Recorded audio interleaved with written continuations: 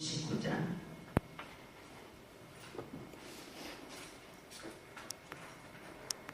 마태복음 19장 16절에서 22절까지입니다. 마태복음 19장 16절에서 22절까지 있는 말씀 가지고 어떻게 해야 영생을 얻으리까 라는 제목으로 우리가 은혜를 나눕니다. 함께 읽습니다. 시작. 어떤 사람이 주께 와서 가로되 선생님이여 내가 무슨 선한 일을 하여야 영생을 얻으리까? 예수께서 가라사대 어찌하여 선한 일을 내게 묻느냐? 선한 이는 오직 한 분이시라. 내가 생명에 들어가려면 계명들을 지키라. 가로되 어느 계명이오리까? 예수께서 가라사대 살인하지 말라, 간음하지 말라, 도적질하지 말라, 거짓 증거하지 말라, 내 부모를 공경하라, 내 이웃을 내 몸과 같이 사랑하라 하신 것입니다. 그 청년이 가로되 이 모든 것을 내가 지키었사오니 아직도 무엇이 부족하니까? 예수께서 가라사대 내가 온전하고자 할진대 가서 내 소유를 팔아 가난한 자들을 주라. 그리하면 하늘에서 보화가 내게 있으리라. 그리고 와서 나를 쫓으라 하시니 그 청년이 재물이 많음으로 이 말씀을 듣고 근심하며 가니라. 아멘. 근심하며 가니라. 신명기 28장에는요 아주 유명한 축복과 저주에 대해서 말씀하고 있습니다. 여기에는 복을 받는 길과 저주받게 되는 그 길이 명백하게 드러나 있습니다. 그래서 신명기 28장 1절, 신명기 28장 1절 우리가 한번 봅니다. 말씀이 무엇이라고 기록이 되어 있는가? 시작. 함께 읽습니다. 내가 내 하나님 여호와의 말씀을 삼가 듣고 내가 오늘날 내게 명하는 이 모든 명령을 지켜 행하면 내 하나님 여호와께서 너를 세계 모든 민족 위에 뛰어나게 하실 것이라. 아멘. 그의 모든 명령을 지켜 행하면 그랬죠. 하나님께 복을 받게 되는데 그 다음에 28장 3절에서 6절도 우리가 같이 읽습니다. 3절 시작. 성읍에서도 복을 받고 들에서도 복을 받을 것이며 내 몸의 소생과 내 토지의 소생과 내 짐승의 새끼와 우양의 새끼가 복을 받을 것이며 내 강주리와 떡반죽 그릇이 복을 받을 것이며 내가 들어와도 복을 받고 나가도 복을 받을 것이다. 내 대적들이 일어나 너를 치료하면 여호와께서 그들을 내 앞에서 패하게 하시리니. 더 읽어볼까요? 내가 들어와도 복을 받고 나가도 복을 받을 것이니라가 6절까지입니다. 너를 치료하면 여호와께서 그들을 내 앞에서 패하게 하시리니 그들이 한 길로 너를 치러 들어왔으나 내 앞에서 7길로 도망하리라. 7절까지 읽었습니다. 그러나 만약에 여호와의 말씀을 순종하지 아니해서 하나님의 명령을 지켜 행하지 않으면 성읍에서도 복을 성읍에서도 저주를 받고 들에서도 저주를 받을 것이며 들어와도 나가도 저주를 받게 될 것이다. 이렇게 말씀하고 있습니다. 하나님의 말씀과 명령을 지키면 복이고요. 지키지 않으면 저주를 받게 되리라. 그것이죠. 그렇다면 행위에 따라서 복을 받기도 하고 저주를 받기도 한다는 그런 뜻일까? 우리가 이제 그런 생각이 들죠. 의문이. 자, 행위에 따라서 저주를 받기도 한다는 뜻이냐? 아니면 행위에 따라서 복을 받기도 한다는 뜻이냐? 그렇지 않습니다. 이 말씀을 행위에 대한 요구로 오해해서는 안 된다는 거죠. 이 말씀을 행위에 대한 요구로 오해해서는 안 된다는 거예요. 이것은 진정한 믿음, 살아있는 믿음, 살아있는 믿음에 대한 요구입니다. 자, 왜냐하면 하나님을 진실로 믿는 사람에게는 그 말씀을 따라 사는 열매, 즉 열매가 반드시 나타나게 되어 있기 때문입니다. 본문으로 돌아가 보면 쉽게 이해하지 못할 말씀이 기록되어 있습니다. 정통 기독교 교리로 보면 구원은 우리가 무엇으로 받습니까? 행위로 받습니까? 믿음으로입니까? 분명 믿음으로 우리가 구원을 얻습니다. 그런데 본문은 마치 행위로 구원을 얻는 것 같은 그런 오해를 하기가 쉽습니다. 한 부자 청년이 무엇을 얻기 위해서? 영생을 얻기 위해서. 영생을 얻기 위해서 무척이나 애쓰고 고민하고 있습니다. 그는 이 고민을 가지고 예수님께 찾아와 묻습니다. 선생님, 내가 무슨 선한 일을 하여야 영생을 얻겠습니까? 이렇게 묻습니다. 지금 이 청년은 영생을 얻기 위한 방법, 즉 구원을 얻는 방법에 대해서 예수님에게 묻고 있습니다. 그렇다면 대답은 분명합니다. 나를 믿으라. 예수 그리스도를 믿으면 구원을 얻는다. 누구든지 믿기만 하면 된다 하고 말씀하셨어야 된다는 거죠. 우리가 성경을 읽으면서 난해한 문제들이 참 많습니다. 이해하기 힘든 때가 너무 많습니다. 그런데 예수님의 대답은요, 아주 의외였다는 거죠. 내가 영생에 들어가려면 계명들을 지키라 이러면 계명을 지키라. 구원을 얻으려면 계명들을 지키라는 것입니다. 그리고는 하시는 말씀이 살인하지 말라, 간음하지 말라, 도적질하지 말라, 거짓 증거하지 말라. 이렇게 하시면서 그 다음에 뭐라 그래요? 내 부모를 공경하라. 그 말씀을 빠뜨리지 않고 있다는 거죠. 그리고 내 이웃을 내 몸과 같이 사랑하라 이렇게 말씀하고 계십니다. 여러분, 도대체 계명을 지키는 것과 구원받는 것이 무슨 관계가 있습니까? 도대체 부모를 공경하는 것과 구원받는 것이 무슨 관계가 있느냐 그 말이죠. 응? 구원은 행위로 얻는 것이 아니라 믿음으로 얻는다, 우리가 이렇게 알고 있지 않습니까? 응? 그렇다면 예수님이 말씀하신 계명을 지키라는 뜻이 무엇이겠습니까? 행위를 요구하는 것일까요? 아닙니다.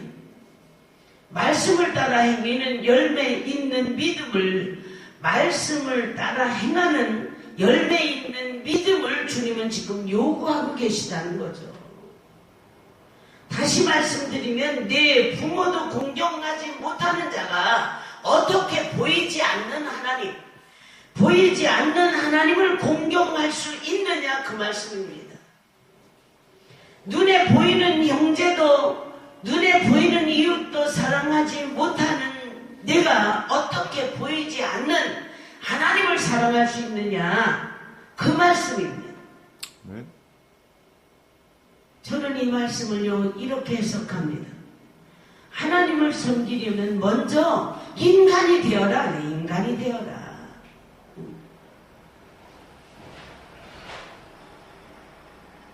너를 낳아주고 길러주신 부모도 공경하지 못하면서 하나님을 공경한다는 것은 위선이다. 위선이다. 이 세상에서 가장 고귀한 사랑을 베푸신 부모님조차 사랑하지 못하는 자가 어떻게 하나님을 사랑한다 말할 수 있겠느냐 그런 뜻입니다. 여러분 이제 이해가 가십니까? 응? 간혹 부모님에 대해서는 섭섭하게 생각하는 사람, 원망하는 사람이 있음을 우리는 종종 보죠. 주변에서. 발견 정도가 아닙니다. 주변에 너무 많습니다. 부모에 대해서 얼마나 원망을 하는지요. 그런데 여러분, 우리의 부모님들이 어떤 분들이십니까? 똥기저귀 들여다보고요, 냄새를 맡으면서 황금색이라고 기뻐하신 분들이 여러분의 부모라는 거죠. 변 색깔이 좋지 않다고 근심하시는 분들이 여러분의 부모라는 거죠. 그리고 울고 보채는 아기를 들쳤고 밤을 지새우신 분들이 우리들의 어머니라는 이야기죠. 가난해서 먹을 것이 없던 시절이 있었습니다. 그 시절요, 음식 한 조각이라도 더 먹이기 위해서 당신의 배를 무엇으로? 허리띠로 동여맸다. 허리띠로 동여매고 일거리를 찾아 나섰던 분들이 우리들의 부모님이시라는 거죠. 우리의 부모님들 가운데 자식을 위해서 목숨이라도 희생하지 않을 부모님은 한 분도 없었습니다. 가난해서 좋은 옷, 맛있는 음식을 배불리 먹이지 못하고 길렀습니다. 가난해서 좋은 옷, 맛있는 음식을 배불리 먹이지 못했다는 거죠.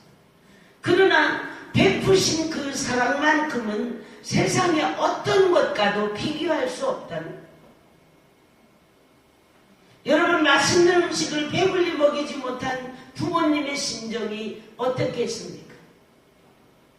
다 떨어진 자식의 옷을 바늘로 꿰매시던 부모님의 심정이 어떻겠습니까? 나이 드신 분들은요, 배고팠던 옛날 시절 생각날 거예요. 우리 장수강 집사님이 어느 때 배가 너무 고팠던 적이 있었다. 배고팠던 기억을, 배고팠던 그런 시절을 살아오지 못한 사람들은 우리의 그 배고팠던 그 시절의 그 심정을 이해하지 못한다. 그 말씀을 제가 들은 적이 있습니다.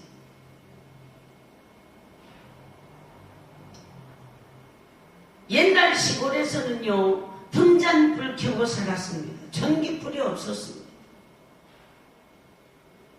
검정 고무신 신고 살았습니다. 흰 고무신 신는 것이 소원이었던 시절이 있었습니다. 그러나 여러분, 좋은 옷, 좋은 음식 대신에 우리는요, 부모님의 사랑을 우리는 먹고 자랐다는 거죠. 우리는 부모님의 눈물을 먹으면서 자랐습니다. 이런 부모님을 공경하고 섬겨야 하는 것은 사람의 기본 도리입니다. 그런데 그런 부모님을 공경하지 않는 불효자들이요, 이 땅에도 있지만 구약 성경에도 나옵니다. 신명기 27장을 보면요, 하나님께서 모세를 통해서 에발산에서 백성들에게 저주를 선포하게 하시는 장면이 나옵니다. 그중 대표적인 두 가지를 소개하면 이렇습니다. 27장 15절입니다. 신명기 27장 15절.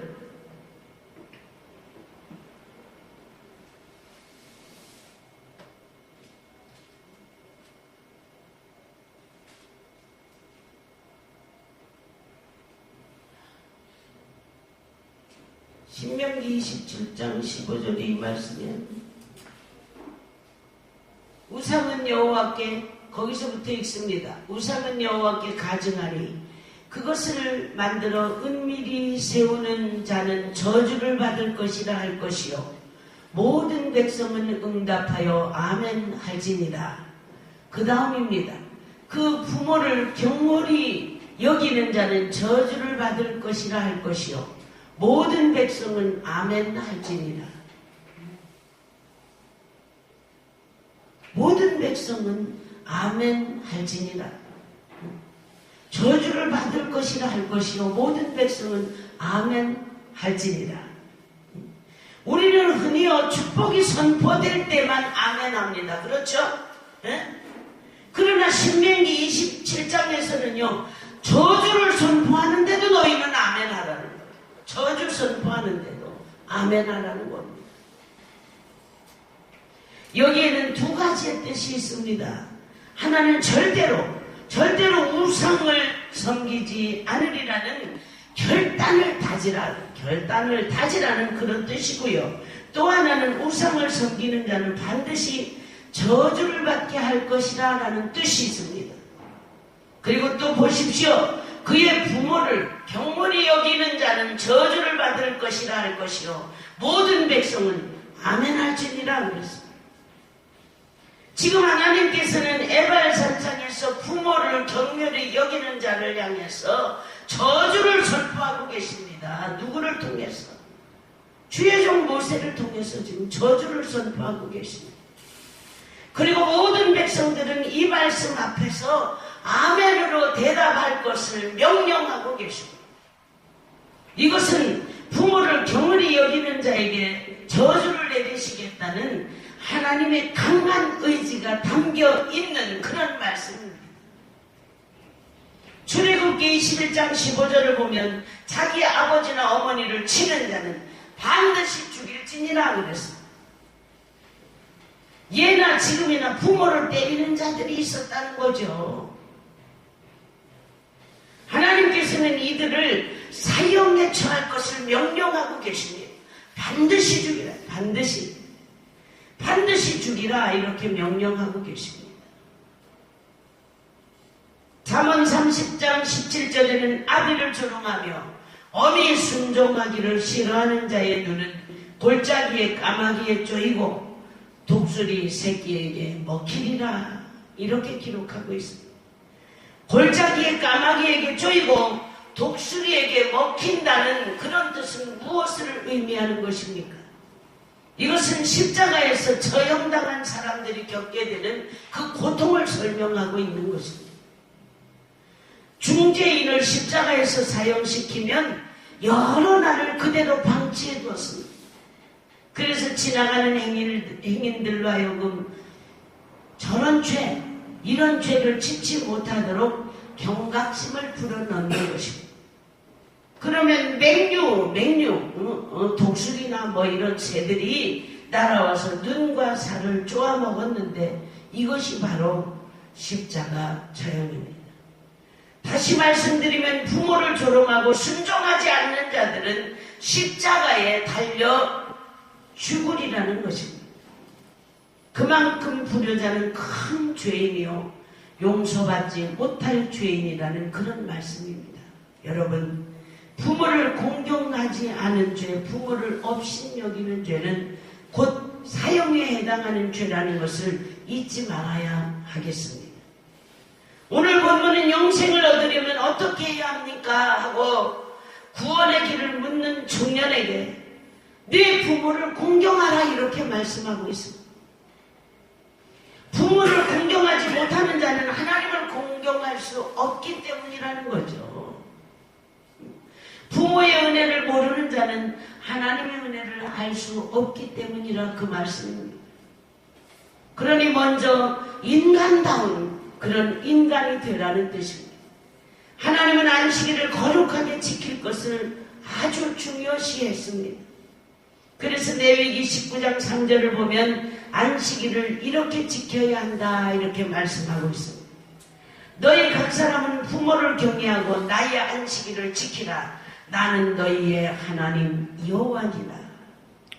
부모를 경외하고 안식일을 지키라는 것입니다.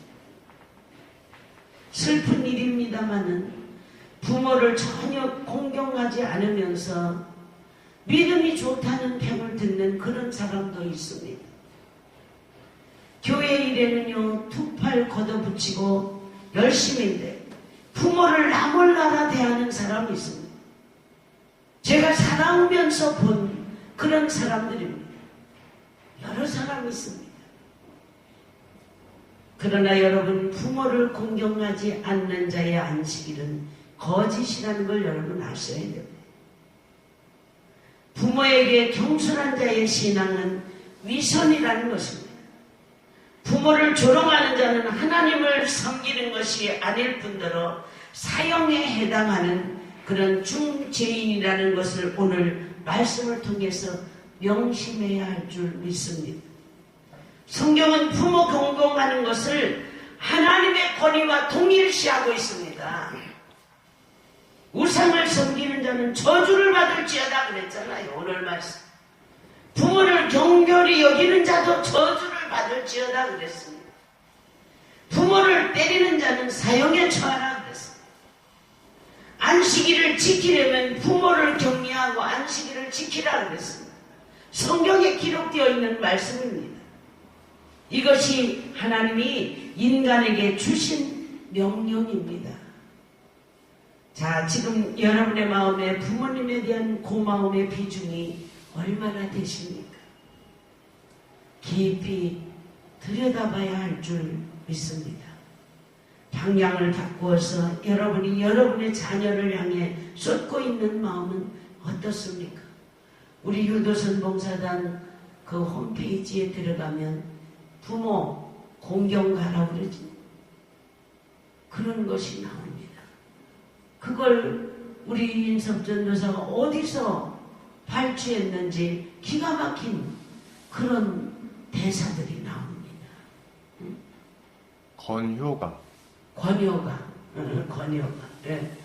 그것을 보고 야 정말 사실이다. 어쩌면 누가 저렇게 정확하고 분명하게 내가 살아온 것, 제가 살아온 길, 내가 우리 부모에게 했던 것, 그것을 저렇게 알 수 있었을까?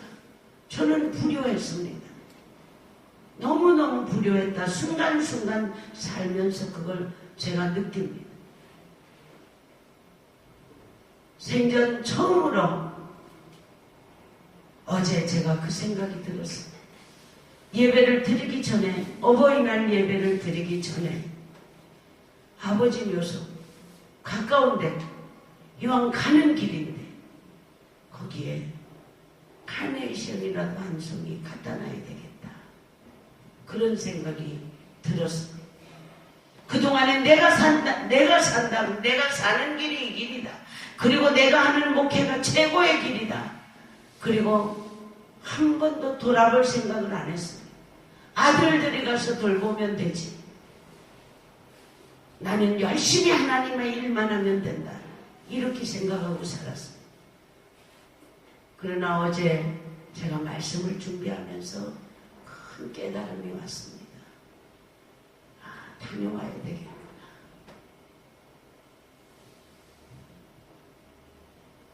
이제 아버지 산소가 눈에 들어옵니다. 잡초가 우거진 그 산소. 아들들이 와서 8월 말쯤 벌초할 때까지 기다리려면 온갖 잡초가 너무 무성하게 나서 거기는 유난히 사람이 많이 지나다니는 길인데 저희 정족, 그러니까 아버지의 할아버지, 아버지의 할머니 산소 옆에 우리 아버지 산소가 계십니다. 그런가 하면 우리 어머니 산소는 제가 돌아오면서 얼른 생각한 거죠. 살아계셨을 때도 처가와 친가 그렇게 빈부격차가 심했는데 돌아가셔서까지 산소까지 저렇게 되는구나.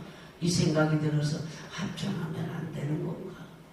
어머니 이 산소로 이런 생각이 혼자 들었습니다. 그러나 돌아가신 그 영혼이 여기 계시는 것은 아니지만 자식의 도리로 제가 가슴이 아프다.